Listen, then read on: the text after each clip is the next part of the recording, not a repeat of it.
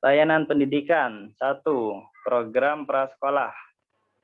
Anak-anak usia 0 sampai dengan program kan pada latihan stimulasi sensoris.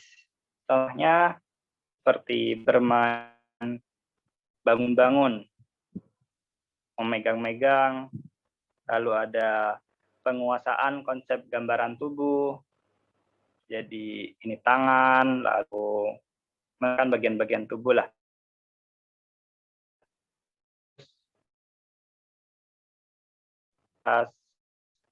Atas karena ini masih usia 0 sampai 5 tahun sangat yang tidak ya, karena mereka adalah netra, jadi mereka harus terbatas dalam satu ruangan.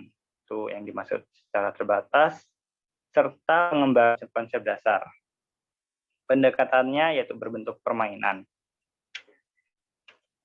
Nah, ini yang kedua yaitu guru konsultan teacher. Itu nanti lebih dari guru biasa pada sekolah tempat. Nah, guru konsultan itu guru khusus tunanetra yang fungsinya sebagai konsultan bagi guru-guru atau petugas lainnya.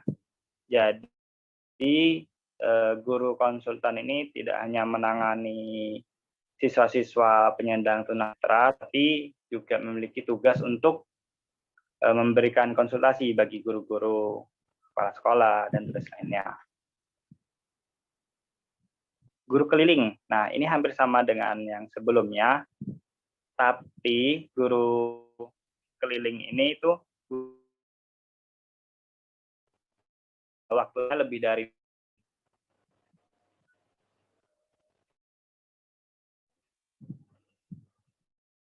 yang keempat, kelas sumber belajar atau resource room program.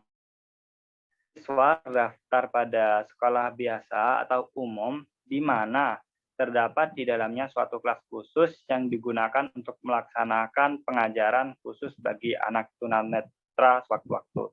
Jadi sekolah itu sudah ada kelas khususnya, tapi itu digunakan setiap hari, hanya waktu-waktu tertentu untuk mengajarkan pembelajaran netra.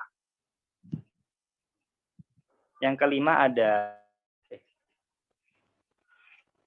yang kelima, kelas khusus atau special class.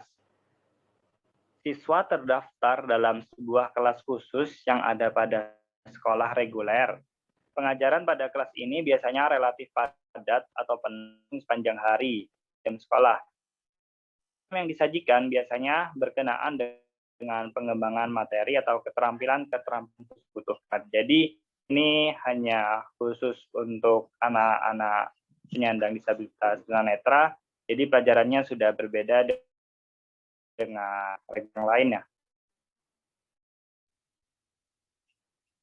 Yang keenam ada school. Program ini berbentuk lembaga atau sekolah yang khusus diperuntukkan bagi anak tunanetra. Contohnya yaitu sekolah luar biasa A. Ini dia itu hanya sekolah untuk tunanetra saja. Nah, sekarang masuk ke strategi pembelajaran. 2 isu pokok dalam strategi pembelajaran tunanetra yaitu memodifikasi dan indera-indera. Komunikasi lingkungan belajar sesuai dengan kondisi anak tunanetra. Contohnya yaitu memberikan pegangan pada setiap lorong-lorong kelas, supaya mereka bisa beradaptasi dengan. Lalu untuk pengoptimalan dan pemanfaatan indera yang masih berfungsi itu untuk disebabkannya fungsi. Jadi dengan adanya strategi pembelajaran ini diharapkan siswa dapat menonjolkan indera-indera yang lain. Salah satunya indera pendengaran dan indera perabanya. Kurikulum dan pembelajaran. Satu, ada materi, alat atau mungkin cara yang diberikan ke PTN atau anak tunanetra sama seperti apa yang diberikan pada anak-anak AWAS, ajaran agama, budi pekerti, dan seni rupa, dan lain-lain. Pola pembelajaran yang membutuhkan perubahan untuk penyesuaian, modifikasi berkenaan dengan bahan, alat, atau cara. Nah, contohnya itu penggunaan peta atau penggaris timbul, metode demonstrasi, sertai perabaan pada waktu mengajarkan senam, bola sepak yang berbunyi pada waktu lomba lari. Nah, itu adalah bentuk-bentuk dari modifikasi pembelajaran di. Yang ketiga, pola pembelajaran yang menuntut adanya penggantian. Pembelajaran seni lukis diganti dengan pembelajaran lain, tapi yang masih sepadan, ini pengenalan. Nah, bisa seperti itu. Yang keempat, untuk hal-hal tertentu, materi sama sekali dilakukan oleh anak tunanetra dan materi pengganti yang sepadan sulit ditemukan. Untuk itu, maka boleh jadi materi tersebut tidak diberikan atau bisa dihapuskan sama sekali.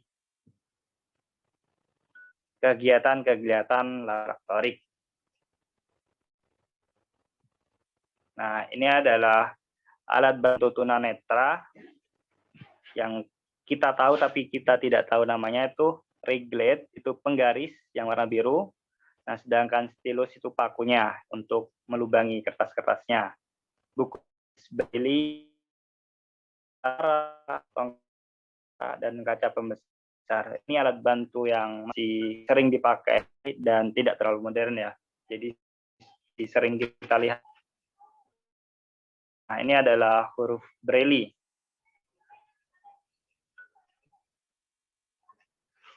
Terima kasih. Demikian beberapa hal yang bisa saya sampaikan. Mohon maaf apabila ada tindakan yang kurang bermakna. Dan ini